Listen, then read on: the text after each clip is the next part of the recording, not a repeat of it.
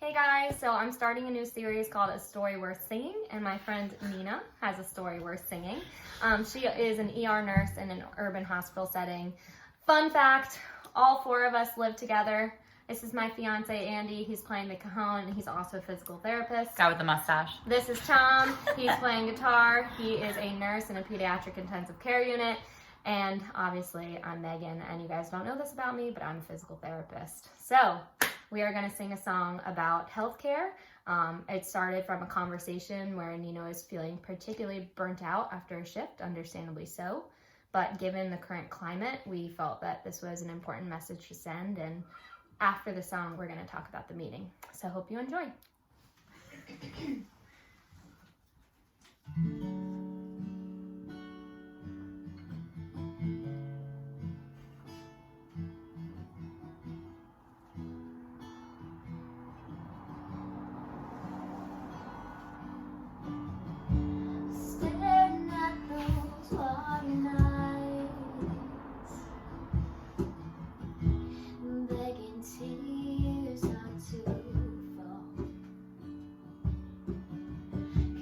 Couldn't feel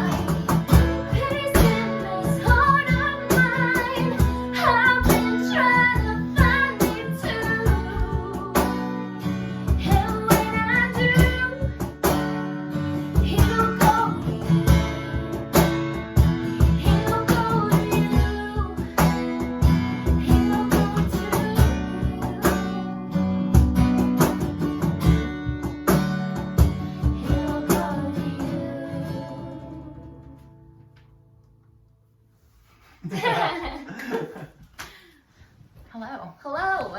Again. So hope you guys enjoyed. Like I said at the beginning, this is Nina. Hi. So the song is named Nina after her because this is really her story. So Nina, tell us about that awful shift. Yeah. So like Megan said, I work in the emergency room. We all live in Baltimore City. Yeah. Which is a crazy place, especially in the emergency A room. wonderful, crazy place. Wonderful, crazy place. We see lots of things. I've been an ER nurse now for about a year and a half, and I think if you're a nurse and you're watching this, you probably understand that, or you empathize with the fact that you went into nursing because you wanted to help people. I think that they always told us in nursing school, if you're in it for the paycheck, you're in the wrong career, which is so true. Say it again for the people in the back. We don't get paid enough, but that's another story. But they definitely don't prepare you in nursing school for the things that you definitely are going to see out there and the responsibilities that you're going to have as a nurse.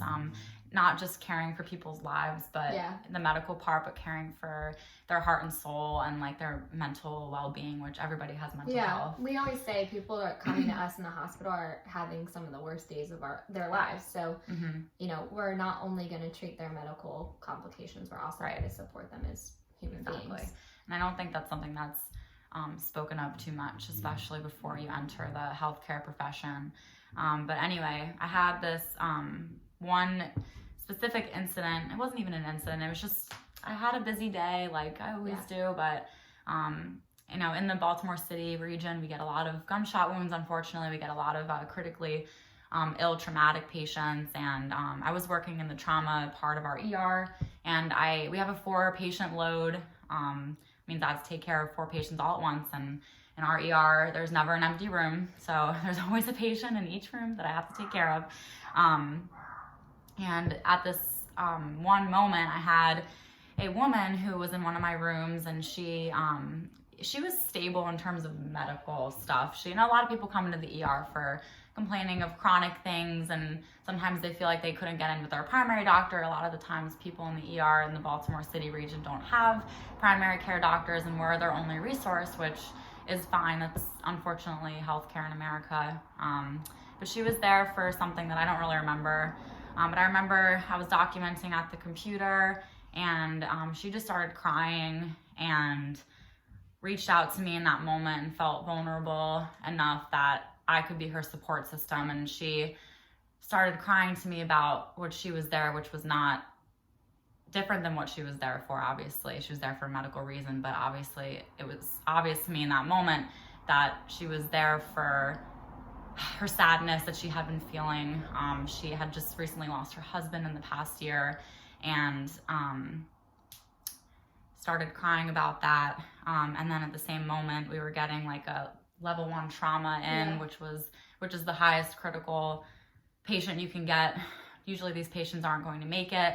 He was a gunshot wound, and I had to leave the room while this patient was confiding in me and spilling her heart to me.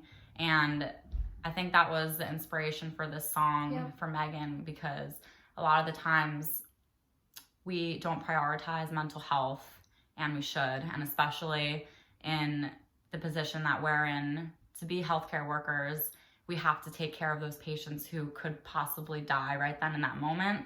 And we don't, and then all of our mental health stuff gets put on the back burner. And that's especially frustrating. You have this picture of who you are going to be as a nurse, and you always picture you're going to have the time to hold your patient's hand and tell them it's going to be okay. And that's what you would love to do. And I would love to do that if I had the time, but it really just sucked in that moment to have to disregard her. Well, it seemed to her like I was disregarding her, I'm sure, to leave the room in that moment when she was being so vulnerable. And I think, unfortunately, what the patient doesn't realize is that you went home and really ruminated on that moment and felt horrible about that moment because you wanted so badly to be there for her, but you had to save somebody's life.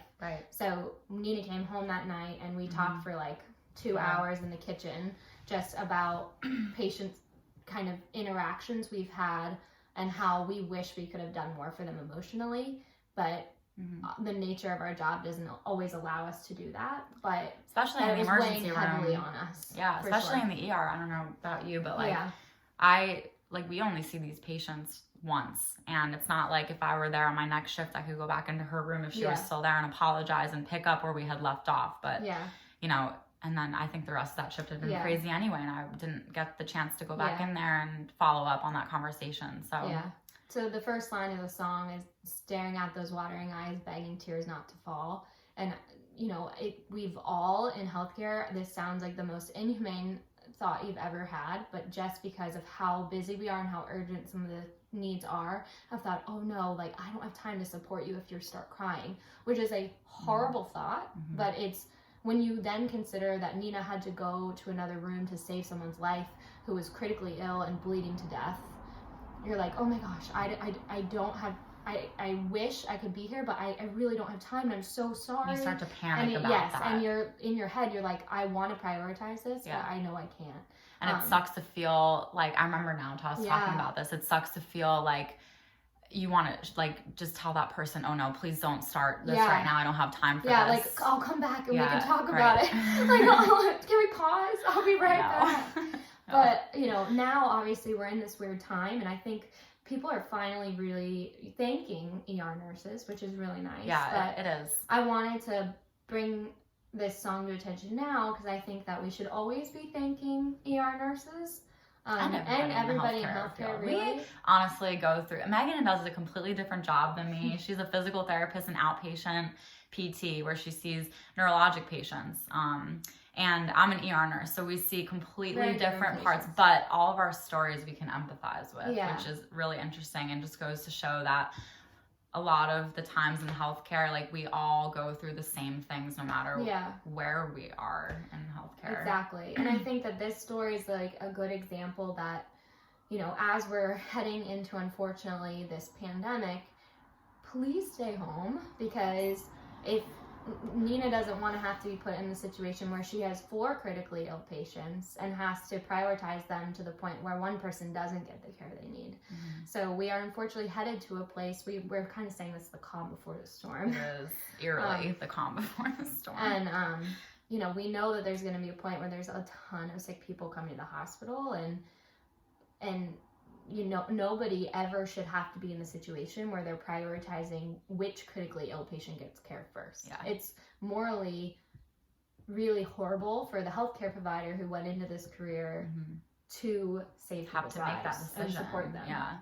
And I read like a meme somewhere on Instagram that was like, if you stay home today, that affects the ICU bed that's available in 14 days. Exactly. And I don't think people who aren't in healthcare understand like what that means, but you could get the coronavirus and be fine, but you don't know who lives with who. Someone might live with their grandmother who otherwise is well, but just has that risk factor of the age, and they might get it, and they might be in the intensive care unit. And it's just the people, it's the numbers that we don't need in the hospital. And if you can stay home and potentially save somebody's life, that would be like huge. Huge. We all can do our part in definitely this. And I think the line of the song that like, you know, we do love parts of our job. I don't want this all to be negative. We have the most amazing patients and coworkers. And I think that the line, like, as soon as I find my peace of mind, it's going to go to you, is how every healthcare worker I know lives their life at work. Is, you know, we do everything we can to set aside every work stressor, every life stressor, to be there and present with you in the moment.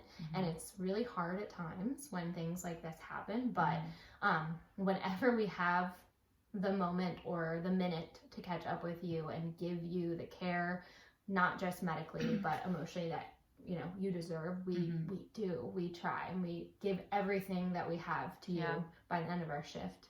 Definitely. And gladly. Like Nina was saying the other day, she's so honored to work in the ER. It's a crazy time. I never thought that. Like people who have been sending me like Venmos of like, go treat yourself to coffee, and really people who are thanking us, like, I'm not doing it for the praise, like that's not why we're here. No, but it is really, it's empowering, I think, and it, you know, I do feel honored to be in this position where I'm able to help the public and be like on the front lines of this, but at the same time it's really scary too. Another PSA. please don't wear masks outside unless you have to. Please give them to the hospitals. Please give them to your hospitals. Please. we are given one N95 mask, which is the one that tightly fits your face, which can keep out aerosolized virus particles. And then we have one mask that we can keep that's a shield above our eyes. And we were just told yesterday that we have to keep those 2 masks, and that will be our own until the end of this pandemic. And those are not reusable masks. We're just terrified we're on a shortage. So. I was given a paper bag and told to put my stuff in there and keep it. So that's just the reality of what we're going through right now. And the other reality is, most people are staying home right now, so you don't need those masks. Mm-hmm. Every day we're interacting with patients that we could be getting the coronavirus from. So, and it's not just protecting ourselves. I think that's like something to really highlight. Mm-hmm. We need the personal protective equipment to protect our other patients that aren't infected. If I touch a patient who were to have the coronavirus without protective gear, and I bring that into somebody else's room who doesn't have the coronavirus, I could carry it to them. So that's another thing that people don't understand. Exactly. Either. It's not about it is not about us. It never is about us, okay? We're just trying to help you. Just wash your hands and stay home. Wash your hands, stay home, and thank a healthcare worker. Buy us coffee. That's really all we need. But thank you guys so much for listening. I'm hoping, I have some really incredible friends, including Nina, so I'm hoping to make this a series because I feel like I have some friends whose stories are worth singing. So Nina was very kind to be my first guest. But I hope you guys enjoyed, and stay safe and healthy, please. Bye, guys. Bye.